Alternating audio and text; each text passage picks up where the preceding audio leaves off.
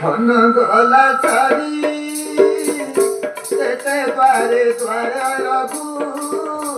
হইলে ভিখারি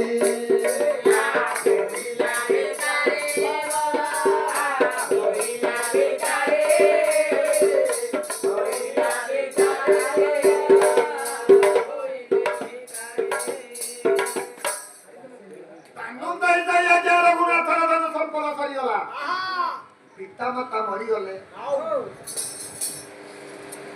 ଯେତେବେଳେ ଧନ ସମ୍ପଦ ସରିଯାଇଛି କୃଷ୍ଣ ମହାପାତ୍ର ବିଚାର କଲେ ରଘୁର ତ ଧନ ସମ୍ପଦ ସରିଗଲା ଆଉ ଅନ୍ନପୂର୍ଣ୍ଣାକୁ ସେଠାରେ ରଖିବା ନାହିଁ ଆମର ଘରକୁ ନେଇ ଆସିବା ଏହି କଥା ମନ ମଧ୍ୟରେ ପାତ୍ରେ